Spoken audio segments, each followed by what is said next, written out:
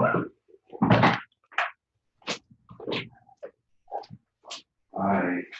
Yeah.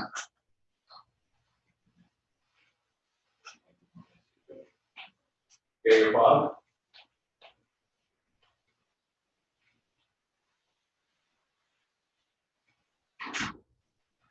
Okay.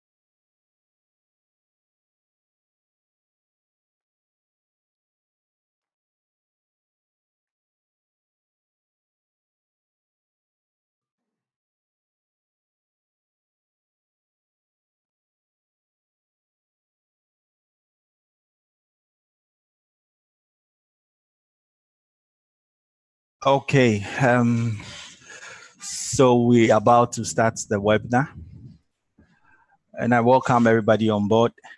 My name is Shadrach Ochre, and I'm the Regional Manager for Fine Admission West Africa. And I'm going to introduce my guest for this webinar. I would like to share my screen. I would like to let you know the program lineup for the webinar. Okay, so the first speaker is going to be Gregory Poconi, who is the Campus Operations Manager, Alexander College in Canada. And then our next speaker will be Michelle Datsky, who is the Operations Support Officer, International Section of Mohawk College. And then we are going to have Ikea Kunedu Kusi, who is the Business Development Manager for University Canada West in Ghana and Nigeria. And then Ikea is going to talk about postgraduate master studies in Canada.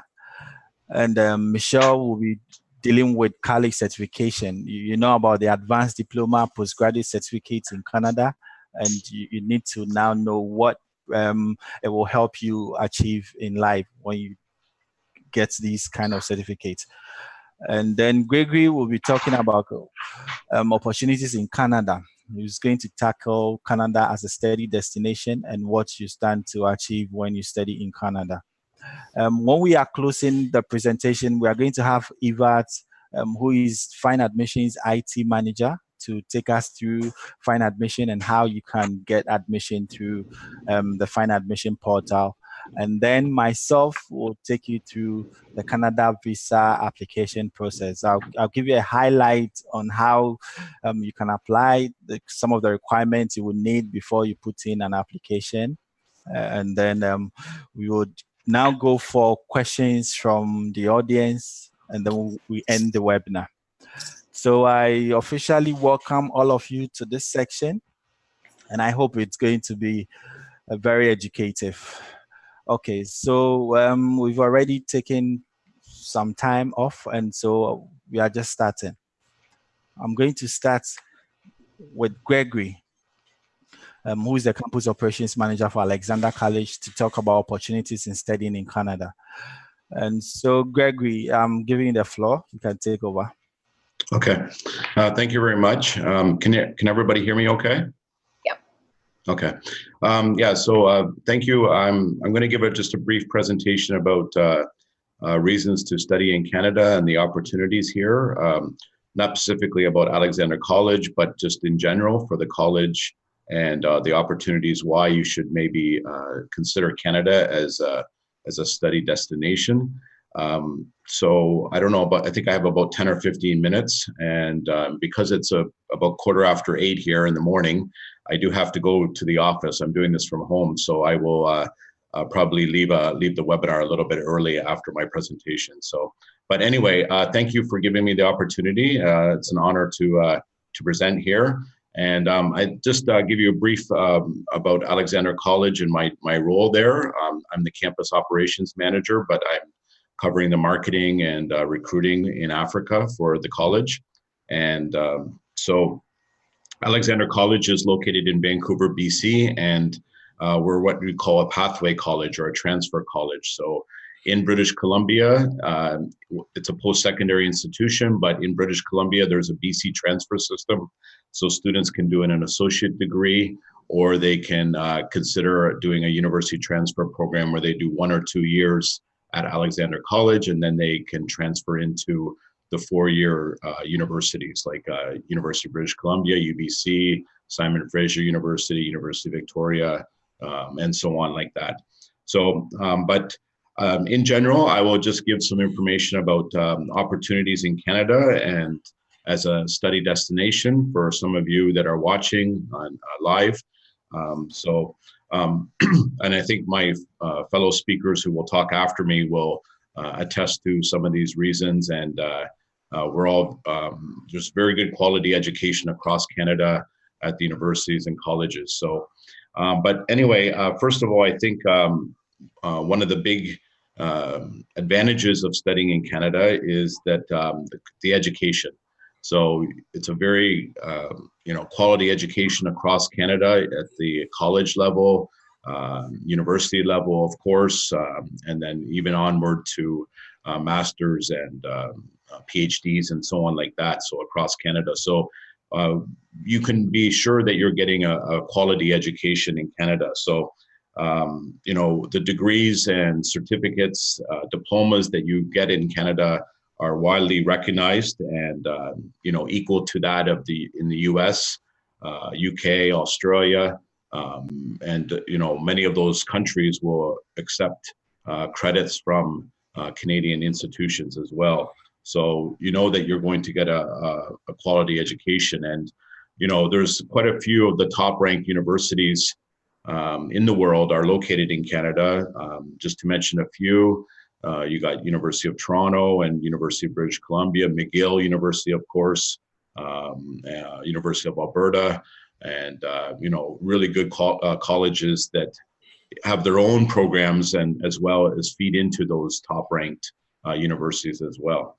So quality of education is very, very important, and you can be assured that you'll get a quality education. The second thing I like to raise is affordability. So in Canada, the tuition costs, you're paying in Canadian dollars, which is somewhat less than the US dollar. And, the tuition rates can be anywhere from, could be around $10,000 Canadian up to, of course, the universities will charge more tuition, but it could be up to $20,000 or $30,000 or $40,000. But I just can speak for colleges, my Alexander College and other colleges in BC, you're looking at $15,000 to $20,000 Canadian for your tuition. So, of course, you have to take in consideration living expenses. including maybe your accommodations, food, transportation, and so on like that. But it's quite affordable and reasonable compared to other countries' tuition. Another advantage is while you're studying in Canada, you can also work while studying. So as you get Canadian international students that come to Canada, they have a Canada study permit when they arrive in Canada, and usually a stipulation on that study permit may state they may work off campus up to 20 hours a week. And so having a part-time job while you're studying to help pay for living expenses and so on like that. So in the urban areas, Vancouver, Toronto, the bigger cities, even the smaller cities, there's quite a few of these kind of jobs that students get, and they can supplement their, while they're studying, they can supplement their income and work up to 20 hours. And usually during their study breaks, meaning in the summer break or something like that, they can work full-time. So for up to maybe 2 or 3 months, they're working full-time during the summer and so on. So that's quite a good advantage for students that are studying, and they can work while they're studying. Another big benefit, I think, is the opportunity after your studies. So a lot of students, maybe they come to the college, they can do 1 or 2 years, they get an associate degree, or they get a transfer to university, finish their bachelor's degree. So after that, there's a possibility is you're able to stay in Canada, as I think it's going to be talked about in a later presentation, for the post-grad work permit. So after your studies, of course, you earn your degree, and then you can apply for the up to 2 or 3 years post-grad work permit. Allows you to stay and study, get experience working in Canada. So this, of course, can lead to immigration options later, further down the road as well. So that's another big benefit.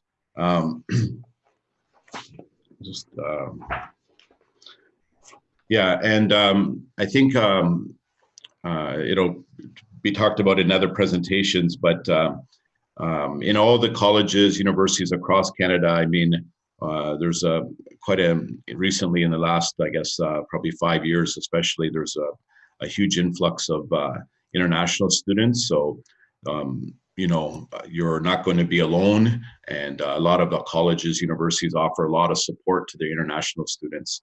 So, there's Canada's quite a diverse and cosmopolitan country with a lot of people from all over the world, and that's reflected in our campuses as well. So, you have people from Africa, people from Asia, people from Latin America and Europe and so on. So quite a diverse and cosmopolitan environment in our campuses and throughout the country as well. So so those are just some general things that I can outline about studying and opportunities in Canada. I'm sure some others will point to some, maybe some other points that they'd like to bring up. But I just also like to just touch on about the college system in Canada. Maybe some people wondering, okay, so yeah, I can go to college or I can go to a university, and what's the difference or what's the advantages? So basically, I think in Canada, when you study at a college, there's a couple different types of colleges. There's technical colleges, career colleges, and colleges that offer a blend of both, and academia. But they're very popular choices where you can do a 1-year certificate, 2-year diploma, even colleges offer bachelor's degree, and so on, which I think other colleges do. So basically, the students can get admission to the colleges and use this as a kind of stepping stone or a platform before they, maybe they embark or transfer to a 4-year university.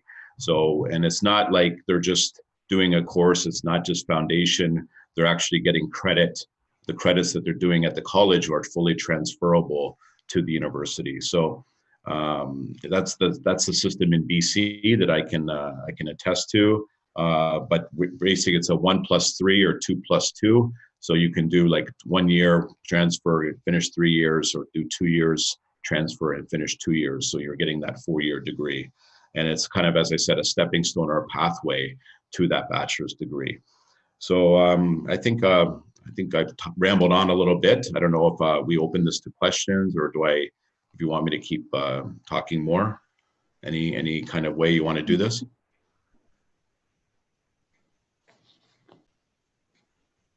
I think. Okay. Okay.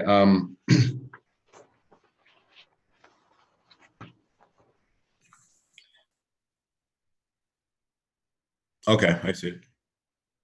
Okay.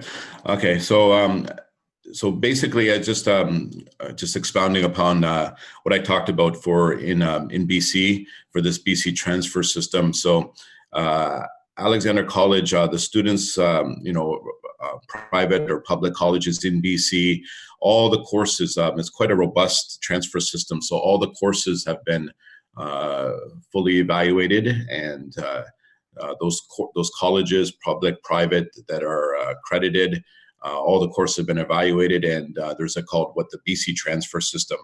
And there's a website done by the BC government called the BC Transfer Guide, and those students can check, and they'll know that the courses that they're taking, say at Alexander College, are fully transferable to the courses at the four-year university. So, for example, if a student's doing Economics 103, Microeconomics 103 at Alexander College, they can check the BC Transfer Guide. They can see, Economics 103 at Alexander College, and they can see the drop-down menu. They'll see, that equals Economics 101, Microeconomics 101 at UBC. So it's the same course. They know that they're getting the same credit, doing the same material. That way, that's how they know that once they transfer, they're getting credit for that course. So essentially, it's like doing your first year, second year of a bachelor's degree, but doing it at the college, in British Columbia. So that's how the BC transfer system works. Obviously, the universities will have the requirements to get into different majors. So, I mean, if a student comes here and they don't go to class and they're just sleeping, and you don't get a good grade point average, no university is going to accept them. So obviously the students are going to have to study hard, but we know that the students have that chance, and they, with small class sizes, they can get a lot of academic support.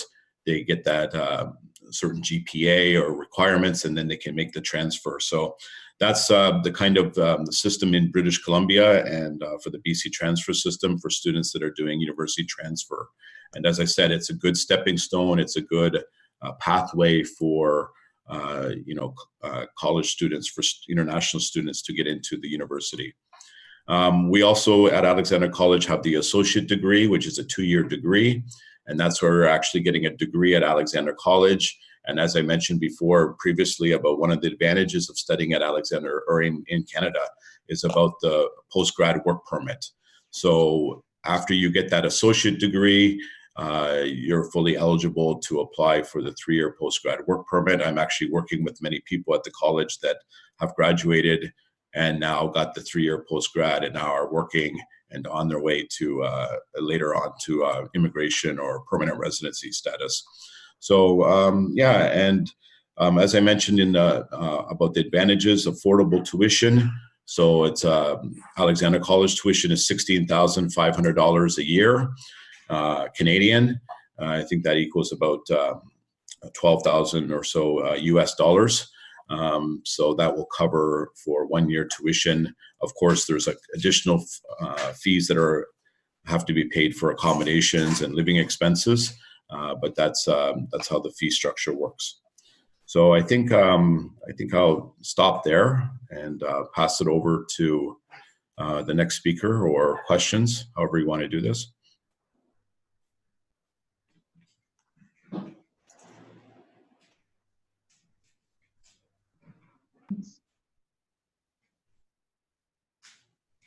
Hello? Okay, sorry. Okay, so thank you very much, Gregory. We've reserved the questions at the end, and so we're going to get students asking questions, which some of them we're going to forward them to you. We know you would have to leave right now, Yeah, I'll and probably we leave. I'll have stay on for about 5 more minutes, and then I do have to leave. Yeah. okay. Okay, that's fine. And so we will forward students. We have all students live. We have their details and all that. And so we will make sure we forward all questions to you as that is if you would want to leave a moment from now.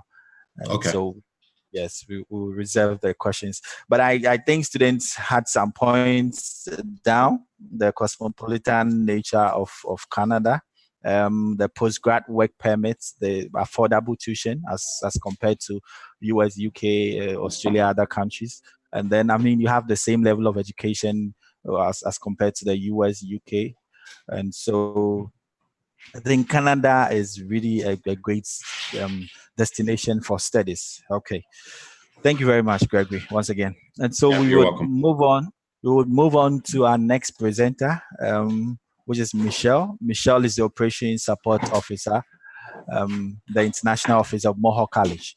And so I'm giving the floor to Michelle to talk about Canada College certification. So Michelle, you can take over. Hello, morning. My name is David. Before Michelle comes on, I just want to introduce myself to Michelle here.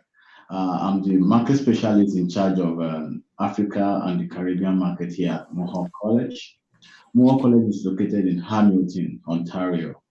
So I'm going to introduce Michelle. She will be talking about the Canadian College certification in the next couple of maybe 12 minutes. Here we go, Michelle. Thanks, David. Welcome, everyone. This is my first time as a presenter for a webinar, so I appreciate the opportunity. Mohawk College is a great place to study. As David mentioned, we're in Southern Ontario. So if you know where Toronto, Ontario is, we are about 1 hour southwest of Toronto, and we are 1 hour away from Niagara Falls, one of the natural wonders of the world. Hamilton also has a large number of waterfalls in our city. It's very beautiful, so it's always something for people to do, get out and about. I'm going to probably say a lot of the similar things that Gregory has already just mentioned, but Canada is a great place to study. Ontario has over 24 community colleges with all different programs, and we also have a large number of universities. Here in Hamilton, we have Mohawk College. We have 3 campuses, the Fennel campus, which is what we call on our Hamilton Mountain. We have our Stony Creek campus, which was down in Stony Creek area about half an hour away. And we have our McMaster campus. We have classes and labs at McMaster University, and we have some programs with them as well. What I wanted to talk about, what is asked to talk about, is all the different programs that are available through colleges. Colleges, you can get a 1-year certificate. A lot of students come right out of high school. So that's the minimum requirement to come to college in Ontario is high school. So we require grade 12. Everybody has to have a grade 12 English or equivalent. Most programs need a grade 12 or 11 math, and some programs require sciences. But for sure, you have to have the English. Some of our programs also require a higher percentage in English, like, for example, our human services programs like early childhood education, social service workers. So we like our students have to have over 70% in those programs, as well as some of our postgraduate programs, you have to have a higher English requirement as well. But grade 12 is the minimum. Some of our math programs require grade 12 math, but they require some 60% and some 80%. So some of the higher stream programs like chemical engineering, mechanical engineering, those programs need a higher math. So do the best you can, get as best marks as you can, and we would like to have you here at Mohawk College or any college in Canada. So 1-year certificate right out of high school. We also have a 2-year diploma. So a 2-year diploma, some programs have co-op. So for example, if you obtain over 75% GPA in your first semester of your college program, then you can apply for a co-op program. And these co-op programs would be a 1 full term out in the working field with hands-on experience. You would be paid for your services and a lot of experience. Great thing about co-op is a lot of students are asked at the end of their co-op by their employers if they'd like to have a permanent job or work with them in the future. So it's a great experience. Like I said, it's an extra advantage to being attending college in Canada. Some of our 2-year diploma programs also have the opportunity, say for example, you were taking business marketing or business accounting, business general, you can take a 3-year advanced diploma. So you can take an additional year to get your 3-year advanced diploma. Some of our technical programs have a 3-year advanced diploma. Some of them are co-op as well. We also have some 3-year diploma programs that have pathways to university. So if you take a 3-year college program, you could take a 2-year university, something like what Gregory mentioned they have out in BC as well. So it's like a pathway. You can transfer your credits. We always want you to do the best that you can because usually there's a minimum that you have to have. He said you want to have a high academic standard, so you want to go into university, you have to do well while you're at college. We also have what's called postgraduate programs. These are very popular. So these programs are for students who already have a degree or diploma. So if you're not coming out of high school, but you've already studied university or degree, then you can apply for a postgraduate program. These will give you extra hands-on experience. The main difference between college and university is the hands-on experience. Very detailed oriented presentations, labs, group assignments. It's not, sure you still have to read, but there's a lot of assignments and presentations that you do hands-on. A lot of field placements, we call work studies. So maybe one day out of the week, you would go to a work placement and you would get that hands-on experience. You'd still go to classes Monday, Wednesday, Thursday, Friday, but maybe every Tuesday you would go out into the workforce and you would work with the company or work in somewhere in the college and get that hands-on experience. The other advantage to college, as Gregory mentioned, is smaller classes. I know students couldn't believe it. They went to university after college and they're like, Michelle, there's 500 students in my class and there was only 30 at Mohawk. What's going on? So they found that to be the biggest difference. That's also where we find that the students can have a greater relationship with the teachers because they have smaller classes and that if they need extra help, they can go to them and they can ask for it. I'm trying to think what else. Talked about the marks that we are looking for. The minimum we require would be your WIAC with a C6 in English for grade 12. Some of the maths, grade 12, some, like I said, need a C4 or an A1. And for the higher English programs, we're looking for a B2. Like I said, college is right out of high school, so that's the minimum requirements. And we would prefer that the students are 18 years of old in Canada. That's the legal age for consent. So if you have an accident or you need to go to the hospital or for anything like any legalities, then you can account for yourself. So we prefer the students to be 18 years old if possible. Mohawk College specifically has over 130 different programs that you can apply for, but only 103 are for international students. So David would be the person that you would contact. He's a market specialist. You would submit your application to David. You would provide your letter application, all your documents, copies of your transcript, your passport, and then what we would do is David would gather all that information. He would answer all your questions, trying to find out what program you would be best suited for to study, and then he would pass that on to myself, my admissions team, and we would assess your application. Then we would provide you with what's called a letter of acceptance, and then you would use that for your application for study visa. Programs that college offers, there's a lot, as Gregory said, there's technical programs like manufacturing, electrical, engineering. Then we have engineering, civil engineering, mechanical engineering, architectural. We have an arts department where we have graphic design, animation, photography. We also have a large business program. We have general business, office admin, global business management,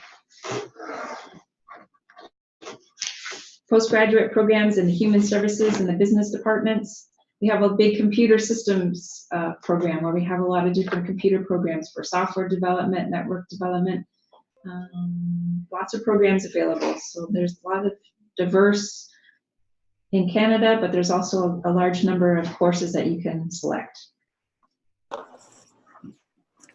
Anything else? Okay.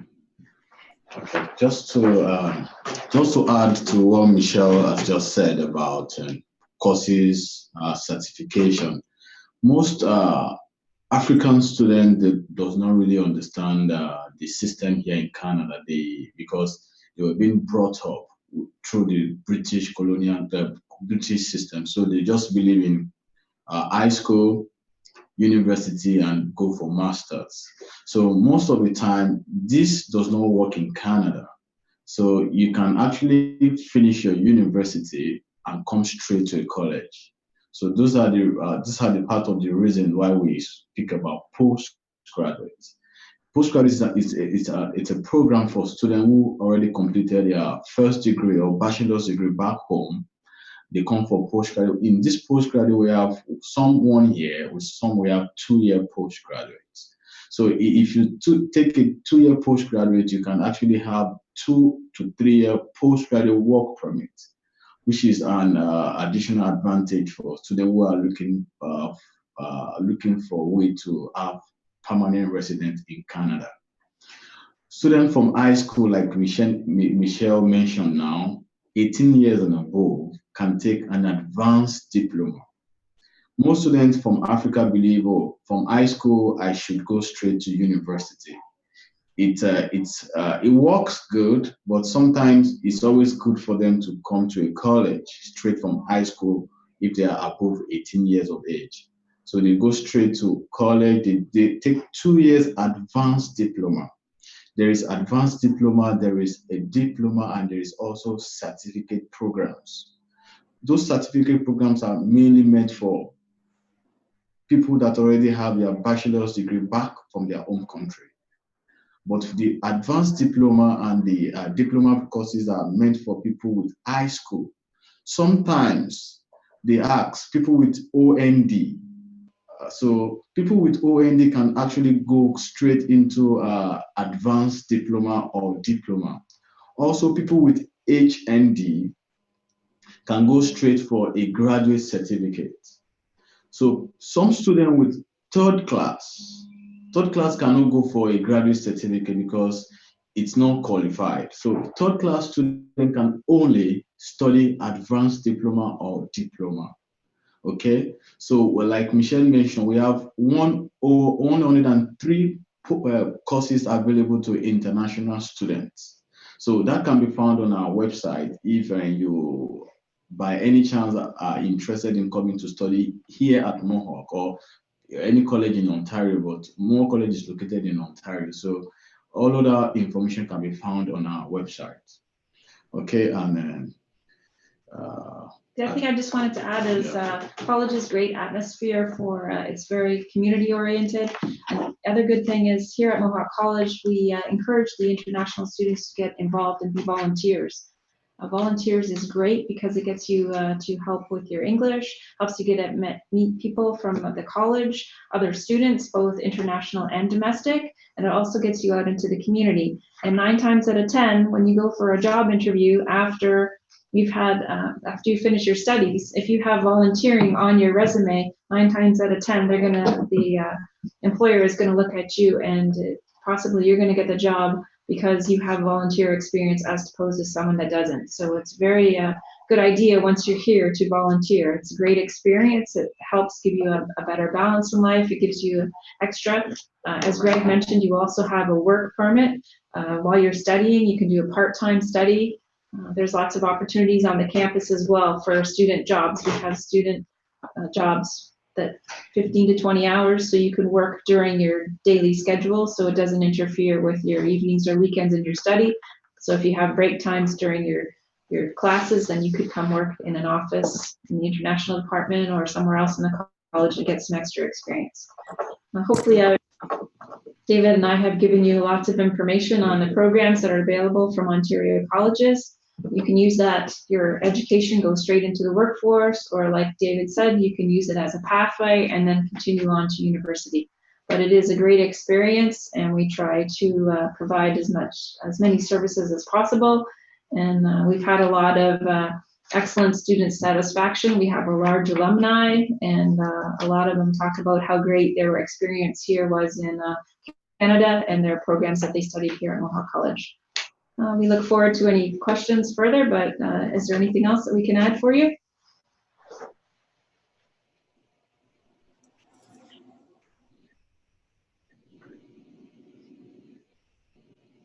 It looks like there are some few questions from students, and then okay, let me see if you can just tackle one or two, and then we can just move on. Sure. Okay, so please, this is from Temple Windsor. Please, what's the minimum tuition and living monies one should have? So there's 3 different tiers. The minimum fee would be $8,000 per semester, or $16,000. Then the next tier program would be $8,600. And then we have an aviation program. It starts in August and it's $10,000. So the minimum are usually $8,000 to $8,600 per semester. Okay.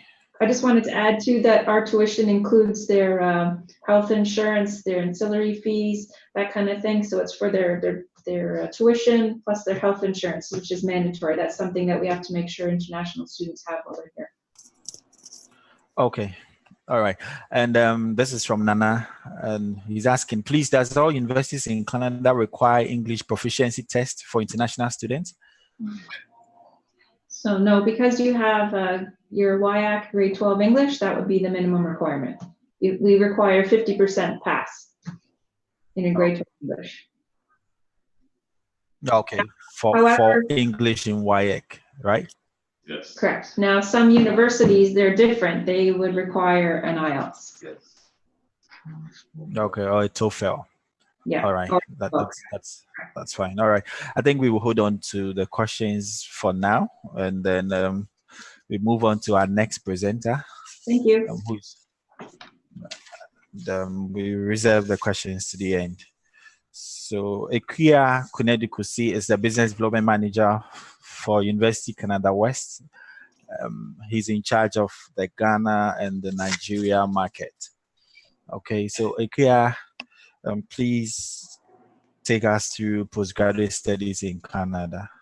Okay, Shadrach, thank you so much for giving me the opportunity to talk via your webinar session. So my name is Ekia Kunedikusi. I'm the business development manager for most West African countries. So by priority, we major in Nigeria, Ghana, I'll say Cameroon, we added Senegal, Gambia, and all. So basically the West African part is what I handle for University Canada West. I have some few presentations as well that I would want to share with everybody. So I'm going to share my screen.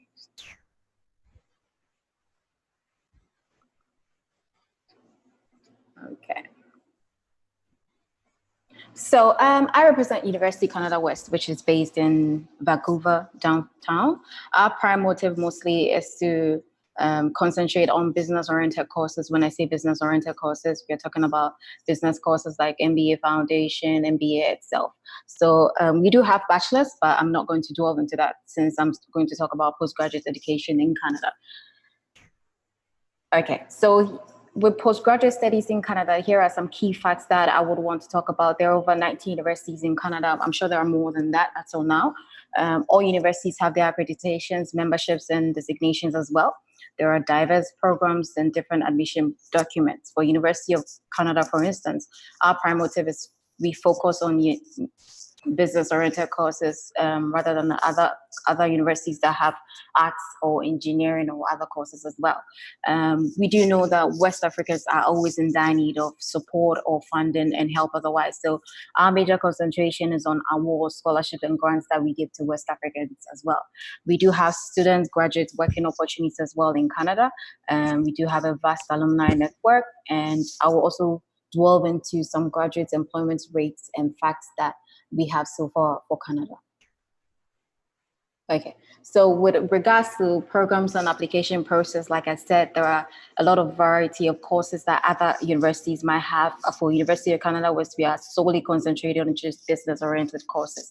So like I said, application process varies depending on the province and institution as well. Ours might be different, other universities might be different as well. So as an applicant, you need to research on the schools very, very well, and then look at the requirements of the specific course that you want to apply, and then apply to the university directly.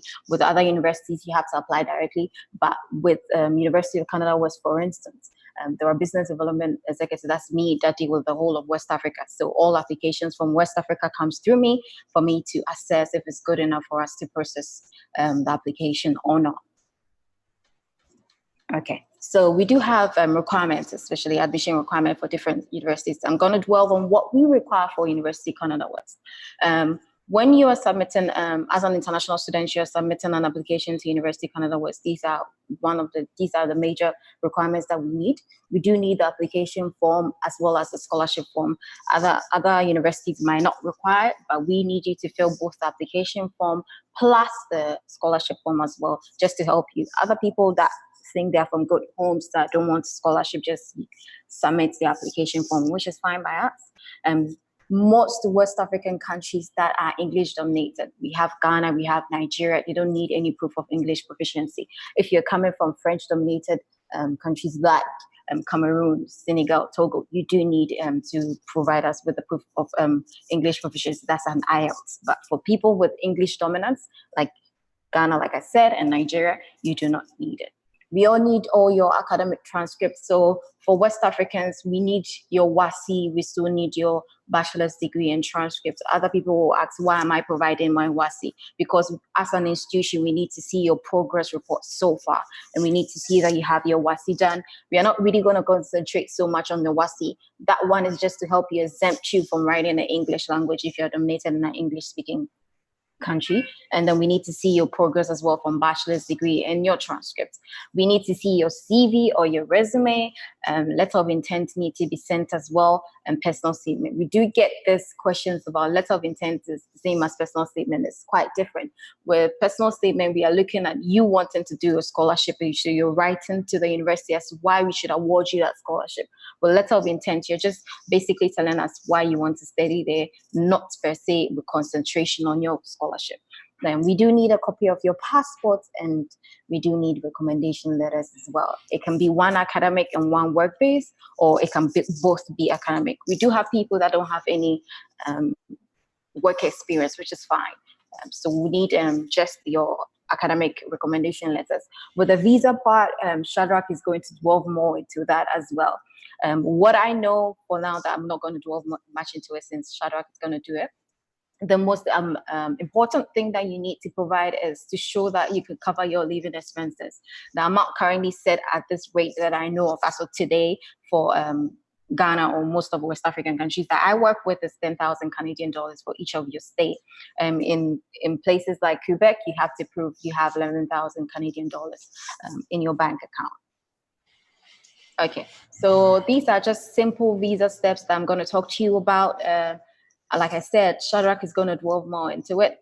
For you to get a study permit to go study in Canada or any Canadian university for a postgraduate course, you need to apply to the CIC. It's actually a Citizenship and Immigration Canada portal. You need to create a portal, submit all your documents online. And in some countries, you need to provide biometrics or medical report or police report. Other countries, you don't need to. For instance, in Ghana, you do need to provide biometrics as well as medical reports. I really don't know about other countries as well in Africa, in most of it, if you have to provide it. Once you approve a letter of introduction, sometimes you receive your visa, visa, and you need to take your passport to the embassy where you are and get your biometrics all fixed. Okay, so one major thing that drives us most of the time in Canada is the scholarship awards and grants that we give to West Africans. We do know that most people want to go study outside the country, but it's always about the amount, which is quite expensive. We knowing that we want to help students as well have that diversity and be able to have that international exposure. So with that, we help them with scholarship and awards and grants. So in each region, we have people that deal with Mexicans, we have people from the Latin region as well. But for West Africans, we deal with all these international scholarships that we give. For instance, at University Canada West, with the entrance scholarship for academic excellence, we are looking at 10,000 Canadian dollars off your fees. Bear in mind, the full amount that you have to pay is like 35,000 Canadian dollars. So you're getting 10,000 Canadian dollars for MBA students off your fees. Other people can get a student leaders award if you have vast improvements or showcase that you've been a leader in your institution so far. You can get 5,000 to 7,500 Canadian dollars off your tuition fees. People that don't have a background in business, we always get that. I'm from a science background. Can I do a business? Yes, you can. You can do a foundation course as well. And with that, we still boost your students by helping them up by waiving some amounts off. So we have 6,500 Canadian dollars that can be waived off your foundation grant as well. That's being ordered to you. We do have students with first class. That's great. Second class upper. They are the excellence scholarship for continuing students as well. So if you're actually academically good and you think that you want as well apply for postgraduate, I don't think you should be scared at all. I think you should actually apply for universities that are willing to give you scholarships and awards and grants to be able to help you and to solicit that for you to be able to study in Canada as well. Okay, my colleagues, other ones mentioned about the student working opportunities. Yes, if you actually do have a master's program or you want to have a master's program, you're allowed to work. You have the opportunity to work as well. We do know, especially for West Africans, that Canada is becoming a #1 destination to go study as well. So we do have 20 hours per week, and then we have full-time on vacation as well. It can be off campus, it can be on campus. It depends solely on you. And we do know that as an international student, when you're going to study outside and you don't have anybody to depend on or anybody to look up to, you need that sort of backup. And this way it helps students to be able to find their feet or find their way up and about, to be able to pay for minimal things that they want to pay. So this actually gives them an opportunity. But you need to have possess a valid study permit and be registered as a full-time student. You do have international students that go to school and like they don't want to continue anymore. We can help you with that. Since your prime motive of going to study was you want to be a full-time student and be able to study as well, you need to be registered as a full-time student and to be able to get this opportunity that comes with your visa to work and study. Well, this is one of the things that a lot of people beam about when we talk about the fact that after you're done with school, you can be able to work up to 3 years as a worker or as an employee of an organization, and people beam about that. So in Canada, after you're done with your master's, you're eligible to work up to 3 years in any institution that you think that, or any organization that you feel like you want to work at. And yes, you're allowed to do that. So graduates may be eligible to apply for permanent residency even after that.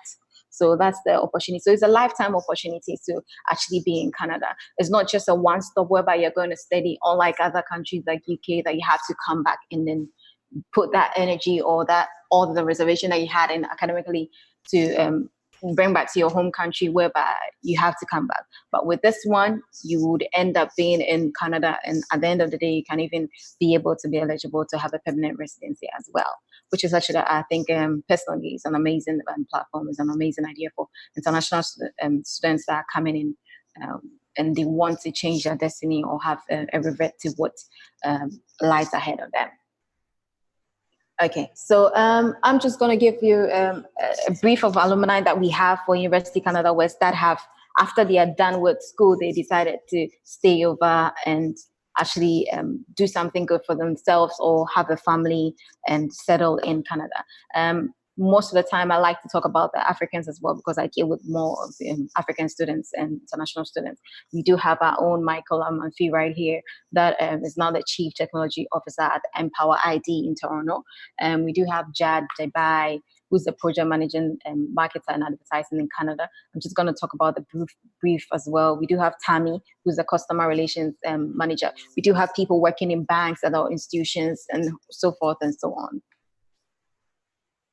Okay, so according to statistics of 2015 alumni survey, these are just percentages that we have for employment rates, as well as salary range for students that finish their course and end up wanting to stay back in Canada. So we have 65% of our recent MBA graduates finding a job in less than 6 months after graduation. We have 91% working full-time or had their own businesses. You have 81% reported that their employment was related to an MBA degree. We have 88% of international students who remain in Canada and 4% went in the USA. We have a salary range as well. You're earning greater than 100,000 Canadian dollars, that's 16%, 51,000 to 100,000 for 81%. We have 26,000 to 50,000, 22%. We have 25,000 on under 21%. The people with the asterisk, most of the time with 25,000, they are either currently gone back to their home country or are doing a part-time basis. And most of the time, students from international backgrounds want to do a full-time and support themselves and people back home as well. So that's about it. If you have any questions, just let me know, and then I'll be of help to you as well. Thank you, Shadrach. Okay, Ikea, thank you very much for the presentation. Thank you. It looks like I have some few questions here. I would want to bring them out before we move on to Ava's to talk about the fine admission portal. Okay, so I have Richard Atta Asamoah asking, I have MSc Logistics and Supply Chain Management from Ghana. I want to do MBA. Can I get admission without GMAT GRE? Oh, like I said before, people from Ghana, you don't need to show any proof of language. You don't need to show us you have IELTS, no. Because of our dominancy in English from crèche to university, you don't need to prove that you have, you can be able to speak English. So yes, you can apply, Richard. You just don't need any proof of proficiency. Okay, if I can chip in, Richard is actually asking if he can get admission without GMAT or GRE. He's from a supply chain management background. Yes, it's fine. So like I said, with people from master's program that do not have a business background, we'll have to look at your models. There might be something that you did in business that can be related, or in supply management that can be related to business. With that, we can waive off the foundation. But if you don't have anything in your models relating to business-oriented courses, we'll have to let you do an MBA foundation first before you actually go on to do an MBA. So yes, it's possible for you to do an MBA from a logistics background. Okay, that's fine. So Richard, that's for you. You don't need the GRE GMAT. You can start with a foundation, or you can start with an outright MBA. All right. Thank you. Let me look for. Okay. Esther Atto is asking, how can I apply for scholarship at University of Canada West? Okay, it's quite simple. So when you're applying to University of Canada West, there is an application form as well as a scholarship form. In the scholarship form, there are scholarship segments as well, whereby it shows you whether you want academic excellence, you want merit scholarship, you want leaders awards. You just have to take it as well, and then provide us with all the documents. We have to assess it, and then we'll give you the scholarship if you actually need it, or if you deserve it. I mean, sorry. Okay, so Esther, your scholarship will be added when you're applying for the school. You're going to complete that too. All right. Emmanuel, how can we cope with accommodation? I'm sure Emmanuel wants to know about the accommodation process, if there are accommodations in place for them, or how they can deal with accommodation.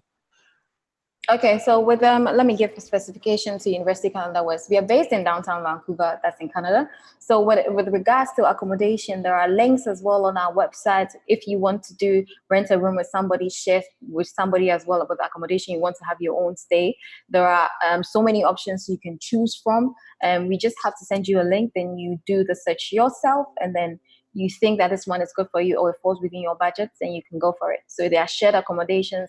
There are ones that the parents can even host you to be part of their family. It's all involved in that. It's on the website as well. You go into University of Canada West, the accommodation types and styles that you want that fits into your budget.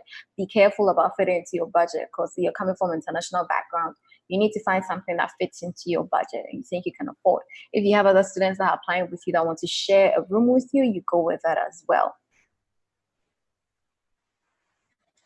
Okay. Thank you. Let me go to the next question. This is from Aziz Aladi. Can you apply without making contact with any supervisor for postgraduate courses? Okay, Aziz wants to know if he can get admission without going through supervisors. What do you mean by supervisors? The agency? No, usually for postgraduate, some schools require the student to get a supervisor before applying. No, you don't need it. No, yes. You don't need any supervisor. So with University Canada West, if you're applying to our agent, that's our partner, Find Admissions, you just send all the documents to them. What we have to do from our end is to review your academic scores. If they are great for us to pursue, you don't need a supervisor for you to get permit to be able to do a master's program for University Canada West. Okay, so Aziz, I mean that's a short way for you. You don't need to go through all the stress of getting a supervisor from the school before you can apply. Yeah. All right. This is Ikaka Kora. Yeah. Ikaka is asking, can I use my TOEFL for applying for an MBA in University Canada West? Ikaka has TOEFL. So he doesn't have WIAC? If Ikaka can come well with the question, but let's take it like he doesn't have WIAC. He wants to make an application with just the TOEFL. Is it possible? No, it's not. We still need your WIAC. We still need your WIAC because with University Canada West, TOEFL and all those GMAT, IELTS are really not needed.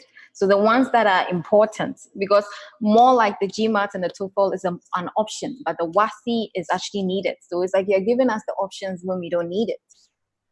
So we do need your WIAC certificate. If your scores are really bad, we are not after the scores of the WIAC that is really extremely bad, because we are looking at your last point of academic entry before we judge you to say it's good enough for us to do an MBA. The WIAC is says to help you, exempt you from writing the English or any course proficiency, and to exempt you for us to see the progress so far. Because we feel like if you progress so far from the WIAC system to now, you can do better in Canada. And then bear in mind, when we look at all these things, it's not because we want to be strict, because at the final stage of visa stage, the CIC officer might look at you at the same way we are looking at you.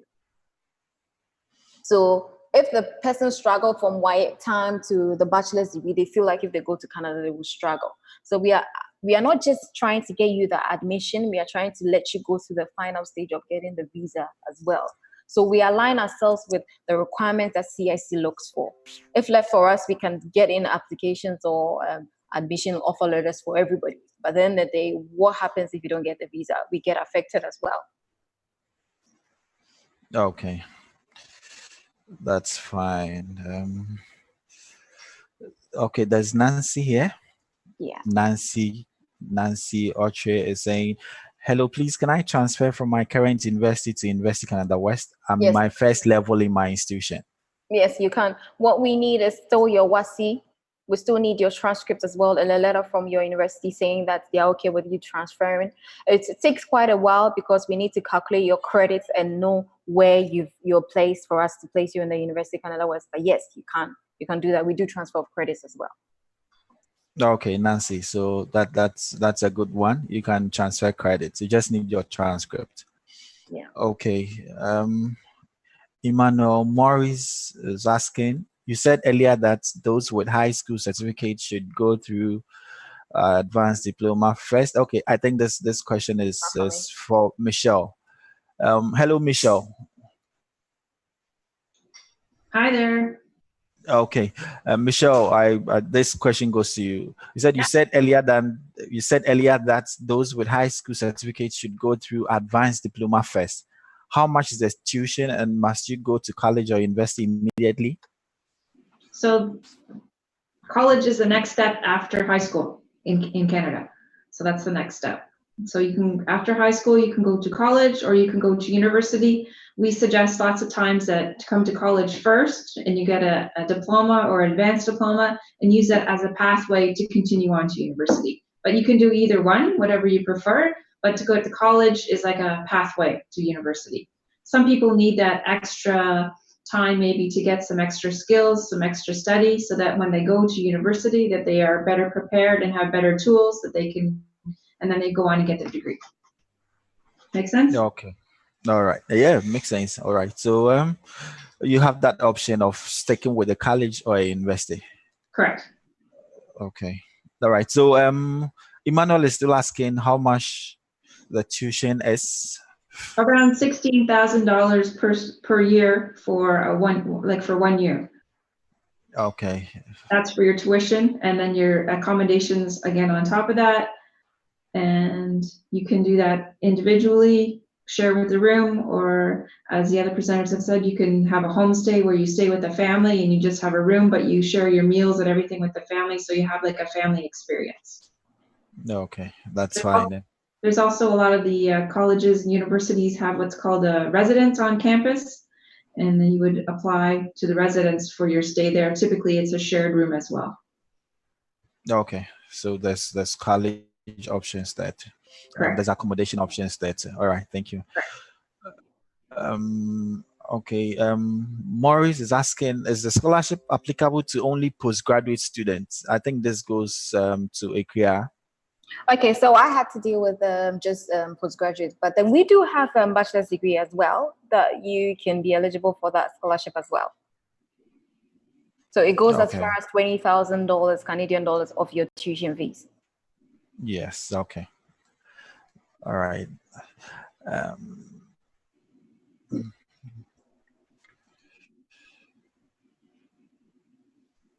Okay, I'm trying to get some questions for you. Okay, Fabrice is saying he's in his third year in chemistry in Abidjan, Cote d'Ivoire. I don't know if Fabrice wants to say, can he transfer credits? If that is what he's trying to say. Okay, is it possible? He's offering chemistry. Does he want to do, because University Canada West is more of like business oriented, so does he want to do a business course, or he wants to just change entirely? That's what I need to know, because we don't have anything for chemistry to finish up with in our university. So does he want to start all over and do more like a business course, or he wants to do chemistry but finish up in Canada? I'm sure there are other universities out there that can do a transfer of credit for chemistry-oriented courses. For chemistry, okay. Yeah. But just in case he wants to transfer to offer a business program, is that possible? Yes, but he will have to start from the first year, because what he's doing has nothing to do with, is entirely different from business. Okay, that's fine. Can I add that sometimes you can transfer credits from university into college as well, but the biggest thing about that is the style of study is so different that sometimes they suggest that it's better if you start from the beginning. It depends on how much you have. If you have a 3 or 4 years degree and you're going into a 3-year diploma, that maybe you could go directly into second year. But sometimes you want to make sure that you don't miss too much, because of the way of study is different, the language different. Also, you have to want to make sure that you're still considered a full-time student for your visa purposes. Sometimes if you have too many credits, then maybe you would be considered a part-time student. You don't want that. You want to be a full-time student. But there is also possibilities to get direct entry from what you have your previous university to get into a diploma program at college. So sort of like the reverse. Okay. Okay, that's right. So when the transfers, you require evaluation? Does the student have to go through transcript evaluation from WES and all that? Correct. Yeah. And what we would have to do is forward those documents to the program coordinators, and they would determine who do the courses, determine if the student will be able to get direct entry. We don't do that on the admission side. We just do if they would meet the first year requirements. But anywhere further down the road, then that would have to go through the program coordinators. Okay. All right, that's fine. There's Dixon Emma. I offered a 2-year diploma in IT from Ghana Tech University and progressed to do a 2-year degree top-up, equivalent to a 4-year degree. Do I qualify to apply for MBA? I think this goes to Ikea. If I could take it again. Oh, that's okay. I do understand that. I do get a lot of students. One thing that we actually don't don't understand, especially from Ghana, since the person is from Ghana, is we equate our university system to that of the British, and it's quite different from Canada. Very, very different. So with that, we'll have to look into that. And when the person sent in the document, but from what she's saying, she actually did more like a top up. She would have to do a bachelor's degree. Okay. She did 2-year diploma. Yes, she did and then 2-year diploma. topped up 2 years in a university. So he had a 4-year degree. So he has a bachelor's degree now. Yeah. So in the UK standard, that's a level 5, so level 6, which is okay. But in the Canadian standard, everything is the opposite of the UK, because we have a system set up of how UK qualification is. And if you go to the UK right now and you want to do a master's, it's very easy because the top up, it adds up to the 4 years. But in Canada or with University Canada West, it's a bit different. So we don't equate the top up to a level 6. Okay. So he would have to do a bachelor's, a new bachelor's. We do a bachelor's. Okay, so you're just going to take the diploma aspect. Yes. Okay. All right. Dixon, so that's it. I have Riyad El Jani. Hello there. How much is the tuition for computer engineering there? And what are the rates that I should get in my high school final exam to assess the specialty? I think it goes to Michelle. Yeah. Michelle, computer engineering, how much is the tuition? And what are the rates that I should get? I think he's talking about the grades that he should get in high school final exam to be able to stand a chance of getting an admission. Okay, so we need between 60 and 80% in your math. Some are 60, some are 80. So you want to strive for the highest you can. And the tuition fees around 16,000 per year. Some are 2 years. Okay, Canadian dollars. Yes, Canadian dollars, correct.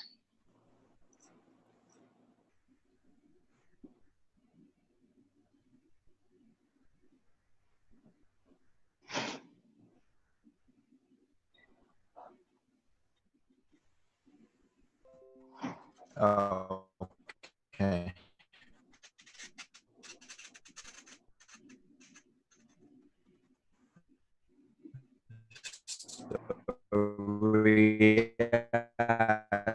That is for you. You need to do between the engineering and the technician aspect.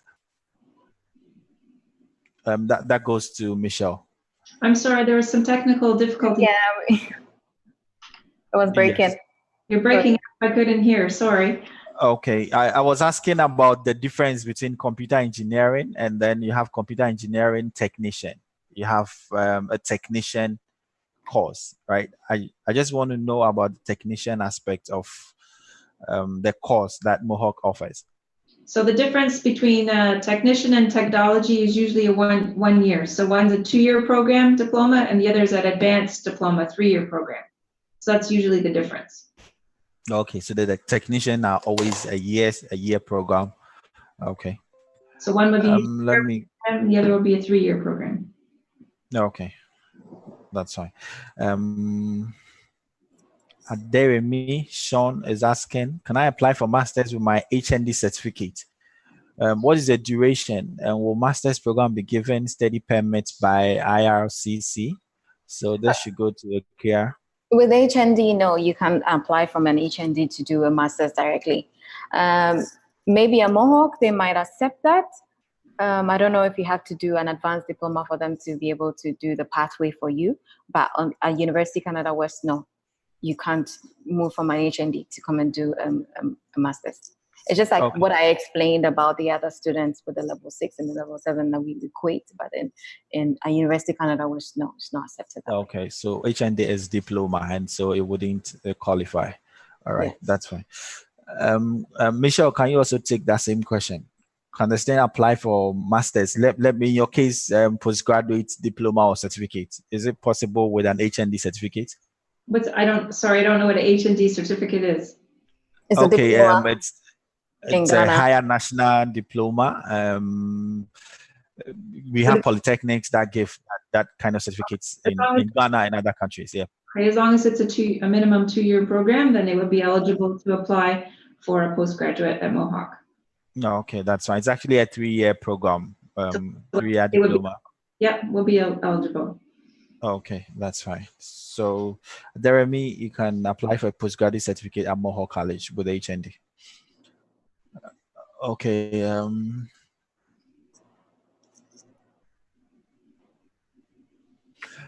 Esther is asking, I did OND, Emergency Medical Service, paramedic in Nigeria, and I intend to further my education. Should I go for an undergraduate course or postgraduate? Michelle, this is an ordinary. I think it's an ordinary national diploma, so it should be around a 2-year program in Nigeria. Unfortunately, we don't have anything for those kind of programs at our college, but there might be something at other ones in Ontario that they could apply for. But we don't have any of those health programs available for international students at our college. Okay. In that field. Okay, unless it moves into a similar field, emergency medical service. Okay. Yeah. All right, that's fine, Esther. And there's another student. I have an advanced level certificate. Can I apply for a bachelor's in accounting? And what is the tuition fee? So with bachelor's, it should go to IKEA. Yeah, you can apply for that with bachelor's in it's business. So maybe an accounting can be a model under it, but it's actually business. You're looking at 65,000 for the whole 4 years program. You pay. You have an initial deposit that you have to pay, which is like 7,600 Canadian dollars. The rest are spread across to you in easy installments. It can be yearly, it can be semesterly, depends on you. And still bear in mind that we have students that are getting majority like almost 20,000 Canadian dollars off that 65. So you're still going to almost pay like 45,000 Canadian dollars, which is actually quite amazing for a bachelor's program. Okay, all right, that's fine. One more student, Augustina Owusua Efia. Hello, I have BSc in supply chain management. What courses can I opt for MBA and how long? What is the starting period? He has BSc in supply chain management. Okay, so she wants to do an MBA foundation, that's fine. But University Canada West, we have 4 intakes in a year. We have January, we have April, we have September, and then I believe we have August as well. So we have 4 intakes in a year. The next intake right now that we are having is for July intake. After that, we have the September intake as well. So for master's program, it's a 2-year program. Yes. So yes, she can apply for that. Okay, all right. So with okay, she already has a BSc in supply chain management, which is a business background, right? Yeah. But we'll have to see the models at first, because there are some universities in Ghana that we have different models being done. Maybe University of Ghana, Legon might have different models that they thought under the supply chain. Maybe KUSD can have a different aspect as well. So we need to see the models if it actually equates to a business background. And then the admission arrow would determine and see if she's actually going to do an MBA. She still can do a master's program. Either they'll add a foundation to it or make her do an MBA straight away by looking at her models that she learns from her transcripts. Okay, this is from Godson Grant. He said, does University Canada West accept NAPTEP? NAPTEP. No, I've been hearing about that a lot. No, we don't accept that. We don't. Okay, all right. Sorry, Grant, but University Canada West doesn't accept NAPTEP. Okay, so I think we would hold on with the questions now and then move on. We need to end the webinar, so we need to move on to the 2 remaining sections and then we can just end it. Okay, so I'm going to introduce the next presenter, who is Ivat Maxvitis. Ivat is our IT manager. Yes, Ivat is the fine admission IT manager. And so all students who are interested in studying in Canada, we have fineadmission.com portal that can assist you to get admission, and we take you through visa counseling and everything you would have to know with admissions and with certification, every document you would need in order to stand a chance of getting admission. We'll take you through all that. Ivat is here to show you how the platform works. And so Ivat, I'm giving you the stage now. So all right.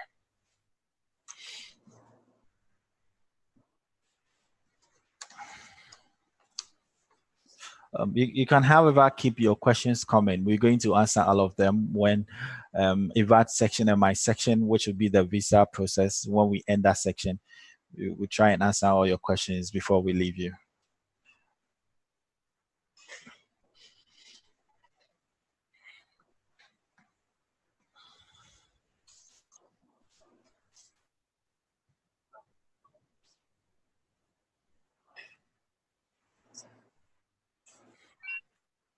Okay.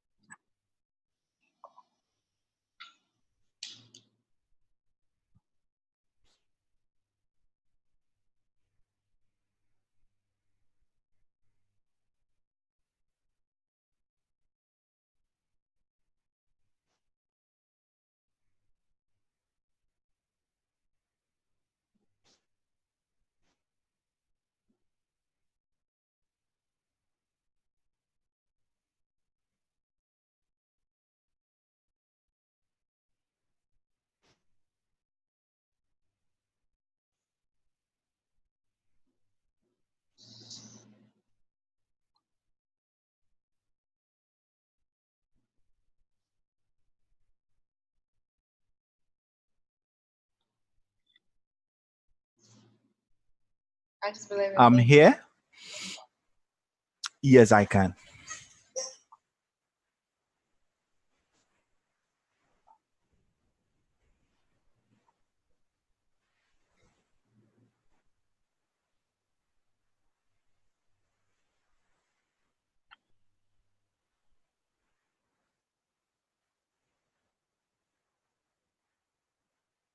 Okay.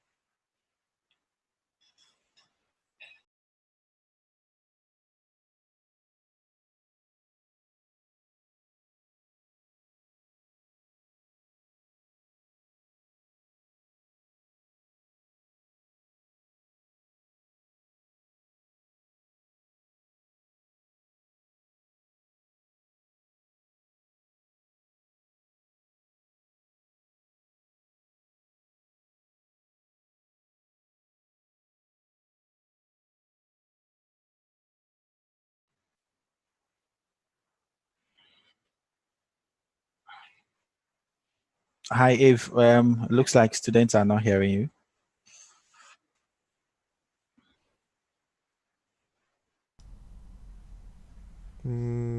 That should be better, I think.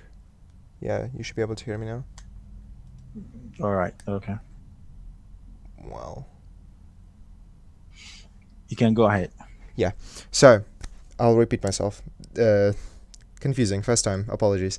So you go through the registration process. As you've seen before, we will collect information like your name, surname, all the basic stuff that we need. And after you provided all of them, you will receive an email address, an email to your email address, where you would have to click on a button and verify that email address. After you have verified an email address, you will be forwarded to your dashboard. Give me a second.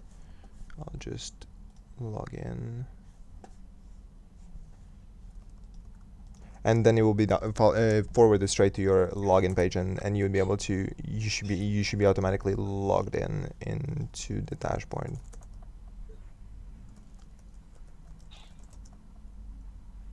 There you go. That should look something like this. So as soon as we load up, there you go.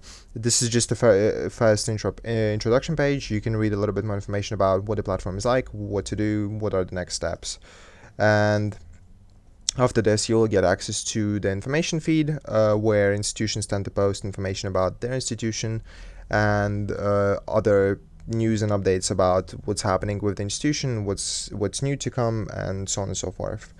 After you have kind of poked around this and viewed all this information and kind of understood what this page is all about, you can click on institutions and view the list of institutions that you have access to. And from there you can move on to application process. From this page, if you click on institutions, when you're on dashboard, you can click on institutions button just below the button of dashboard. And from there you should be able to view a list of institutions that are available on the platform, including the ones that we're presenting today. Let me see if I can find one of them. So there you go, Mohawk College. So if you look for Mohawk College with the filter above, or University Canada West, you would be able to click on the button Fast Apply. And then from there, you should be able to provide all the information that we need, as well as review the more information about the institution that is in question, like their description, a couple of pictures, images, videos, their posts. So from there, you would be able to click on Apply, select your study level, which is undergraduate or postgraduate, and then select the intake date. Just give me a second, I need to have some water.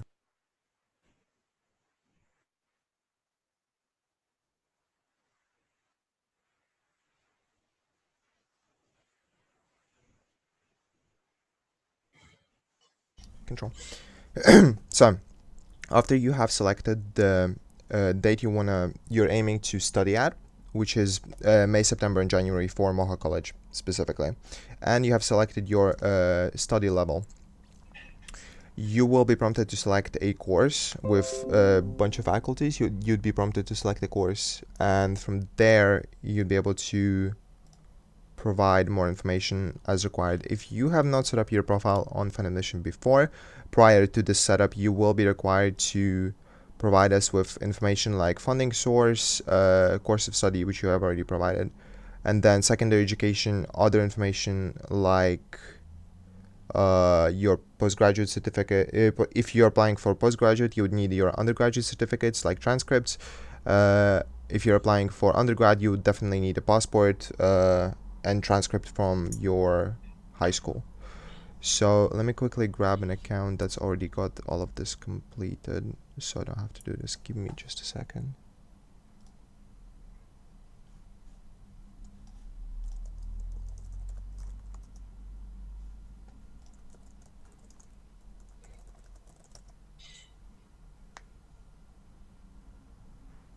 Just give me a minute.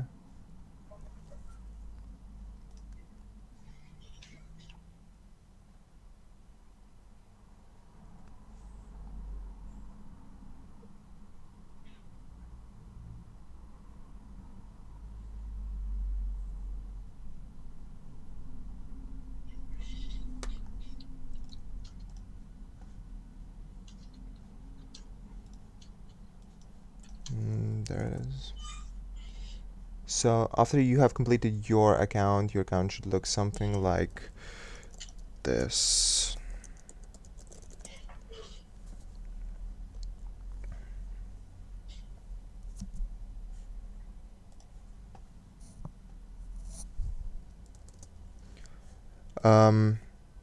So after you have completed all the information and submitted the profile, you will be prompted to this page where you would be able to view the list of institutions that you have submitted the information to.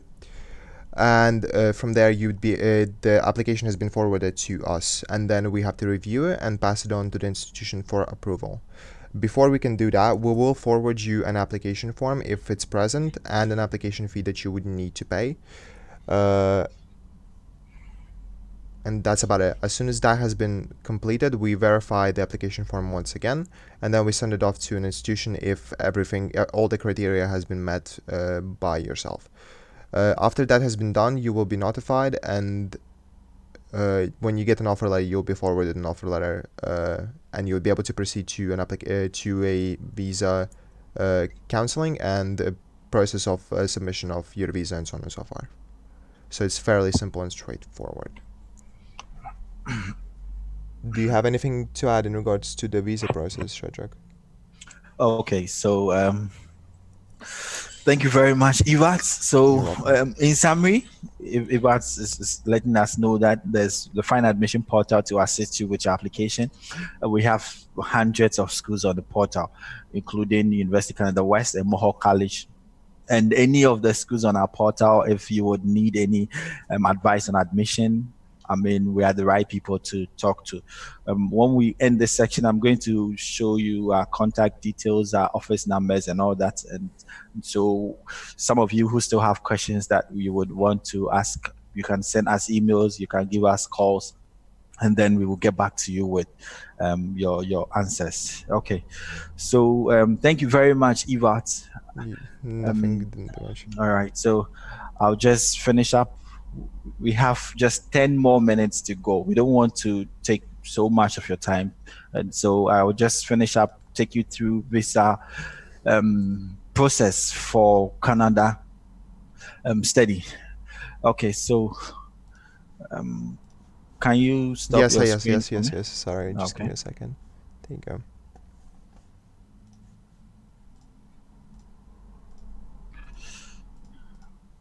All right, so I want to share my screen and then talk to you about Canada visa. The requirements you need to apply for a visa. If you get admission from us and then we assist you with getting all the documents you need, these are the requirements for applying for your study permit. Okay, so if you want to apply for your study permit in Canada, you've got two options. It's either you do the online application or you do the paper application. The online application is you sitting by your computer or laptop. You need a camera, you need a scanner, you need something to scan all your documents because you are doing everything online. You're not submitting a paper application. And so with the paper application too, you are going to fill the application form. And these are the forms. You need a study permit form. You need a family information form. There's a visa office instructions that will guide you with the filling of the forms. And then you have a checklist, which you need to check and see the requirements the embassy is asking you for. And so those doing the paper applications are going to go through this. Those do the online applications, they are going to fill all that online. And so you don't need to fill this and submit. And filling this is a bit complicated. It's not something that you don't need an advice. And so if you would want to apply for your study permit, you have to come to Find Admission. We take you through after you get the admission. And so these are the requirements you need. You need your letter of acceptance. In order to go to a school in any country, you need to show the admission offer letter that you got from your school. And then apart from the admission offer letter, a passport is very important. In fact, it's the first thing you need in order to travel. And so you need a passport that has the expiry dates more than 6 months, at least you should get a passport that should cover the entire duration of your studies in Canada. That makes you so safe. And so you need a passport. You need passport size photographs with your name and your date of birth at the back of it. Shajak? Okay. And then what I would say is you need every Shajak, document. Yes. I'm sorry for interrupting. I think your screen is frozen. Okay. You're still on the folder. Okay. I'm still It still shows me the folder that you were on before you selected the document. Okay, I think I need to close this.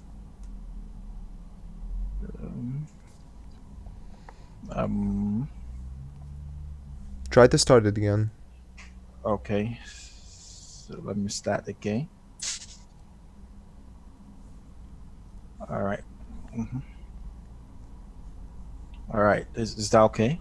Yeah, still loading. Yeah. Now we can see. It's you. okay. Okay. Yeah, All right. perfect. Thank you.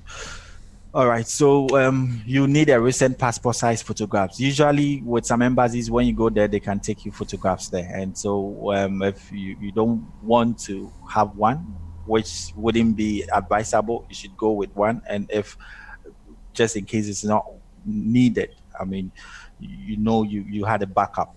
Okay, so you need every document you applied with when you were looking for admission. You're going to submit all of them to the embassy. And then the most important thing is with the sponsorship. Are you sponsoring yourself or you have a sponsor? And if you have a sponsor, who is the person? Is that your parent, or it's a relative, or it's a third party? And so with the sponsor, you need an affidavit of sponsorship.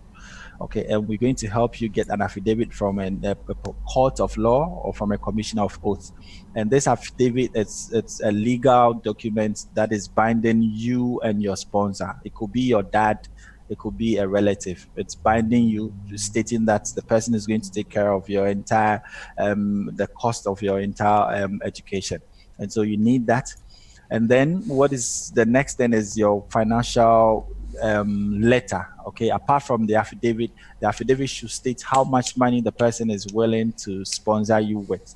And so you need an expert to guide you through all this in getting the bank statements, and then in advising you on what documents to get to support your application. The bank statement should be more than 3 months. It could be 4, it could be 5, it could be 6.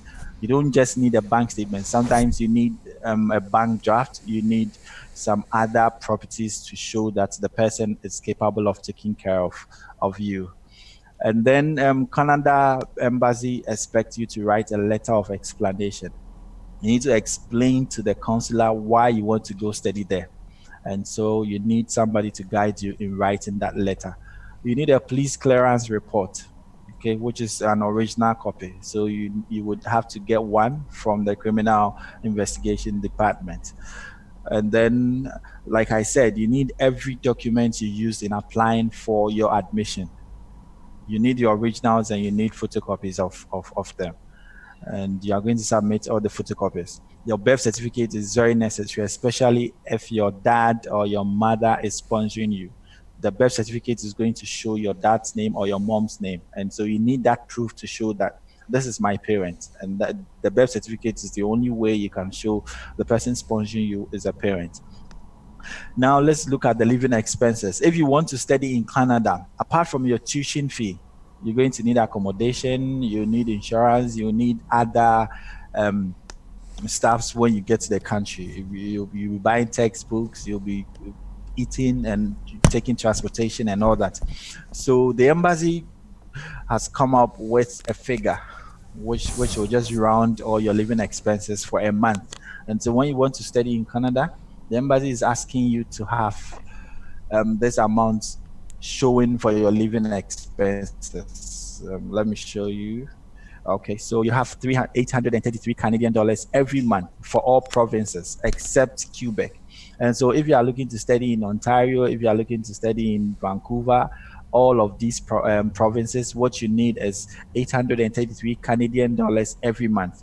And so what you're going to do is to calculate for the year how much that figure is going to be. It's usually around 10,000 Canadian dollars. And so apart from your tuition fee, you should have this money available for you. So if you want to do the calculation, if your tuition fee is 16,000 Canadian dollars, you are going to add the living expenses for the year, which is like 10,000 Canadian dollars, and you get 26,000 Canadian dollars.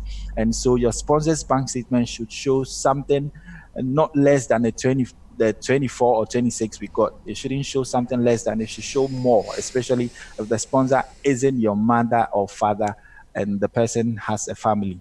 We expect that the person is also taking care of his family, and therefore the account should show more for you. And the statement should be for the past 4 months, like I earlier spoke about. But if you are looking to study in Quebec, which is the French-speaking side of Canada, you would need an additional money to the 833 Canadian dollars a month that all provinces need to have. And so for Quebec, you are going to need 917 Canadian dollars every month, which when you calculate, I think will be around 12 or 13,000 Canadian dollars for the year. And so you need to make these expenses before you put in the application. When you have all these things done, you can at least know that you stand a very good chance of getting the visa.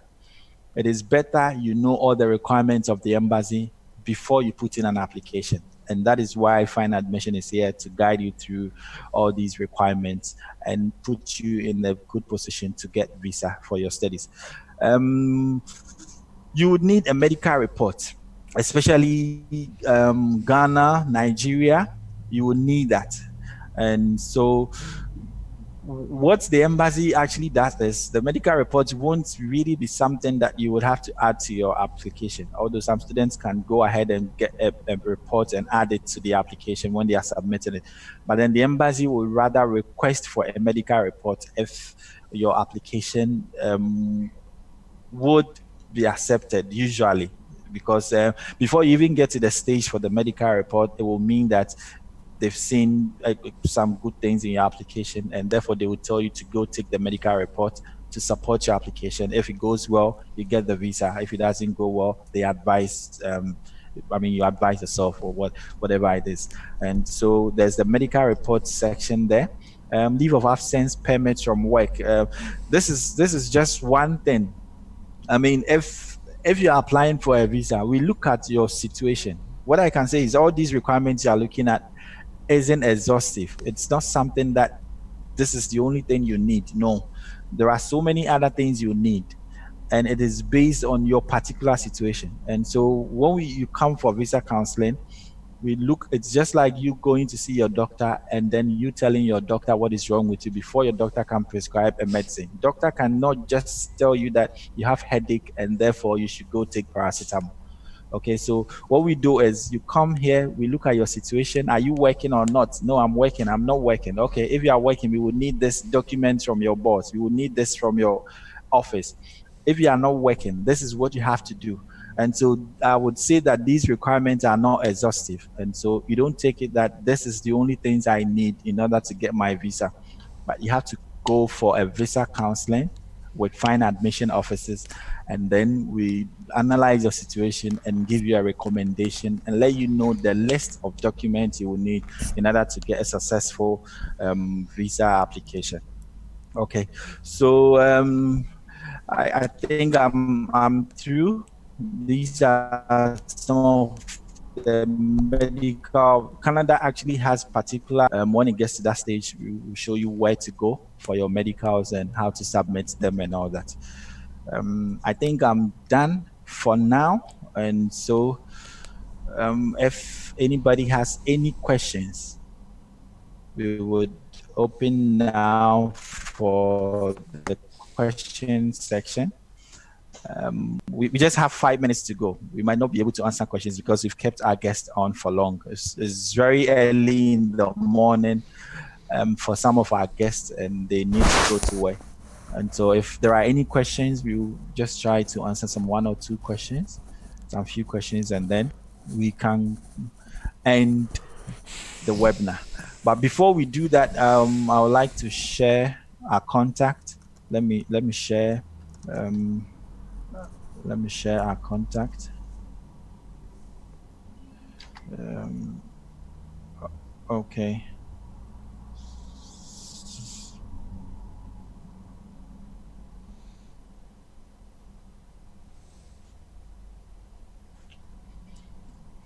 All right. So if you need to make any inquiries, we have support@fineadmission.com. You can send your emails to support@fineadmission.com, and you're going to get Fine Admission staff attending to all your emails. We have the live chat. Okay, and so you can go to the Fine Admission portal, which is www.fineadmission.com, and you get to chat live with the Fine Admission representative. You ask all your questions, and then the person is going to help you with every inquiry you would need. We have the Nigeria office line, which is this. We have the Ghana office. We have an office in the UK, which is our head office. And then we have an office in the US, Trinidad and Tobago. We have an office in Cameroon, and then we have an office in Cote d'Ivoire. All these countries, if you need any inquiries, you can just send an email to support@fineadmission, and then we will link you up with the offices in these countries. I forgot we have an office in Kenya, and we are coming up in offices in Uganda, Gambia, and so many other African countries. And so if you have any inquiries, you can send me a personal email to shadrach.otre@fineadmission.com, and then I'll assist you with every inquiry you would need. So we just want to take just some 1 or 2 questions, and then we can let our guests leave. Let me check if there's anyone we can just take right now. Okay, Temple Windsor saying, is it possible to change from chemical engineering to emergency medicine? I don't know if Michelle can answer this question. Is it possible to change chemical engineering to emergency medicine? Michelle, I'm not sure you do medicine. We don't have a lot of medical programs. I'm sure you could, but you probably wouldn't get many transfer credits because they wouldn't be the same pathway of programs, right? You maybe would get maybe an elective or a communications that you could use as a transfer credit, but other than that, you probably have to start from scratch. Okay. All right. There's another question. I want to apply for BSc at Mohawk. Can I get scholarship?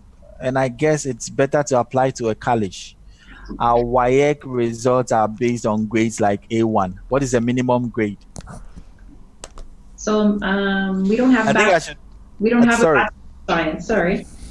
I think I should just take one for you. I want to apply for a BSc at Mohawk. Can I get a scholarship? I think that's the first thing. So we don't have a Bachelor of Science. We're a diploma program, so that would be university. Okay. All right. So Emmanuel, you have to you would get an advanced diploma and not a BSc. Correct. Okay. But they're for students once they're already here registered, then they have the opportunity here with their study visa in their program. Then there are some scholarships available for students, but only once they're here in Canada, registered at the college. Okay. All right, that's fine. And then he's asking that our WAEC results are based on grades like A1. What is the minimum grade? I don't know if David can answer this. So for English, your minimum would be C6. Okay. For English, and math would be a C4 for some programs. Okay. All right. We want you to do as best you can. Sure. Okay. So Emmanuel, that is it. Let me see if we can take 1 or 2. Okay, I think that's about it. We just have to. We need to end the section for today, and I would say it's been great having you guys around. It's been splendid. I thank you very much for your time. I took your morning away from you. Pardon me. All right.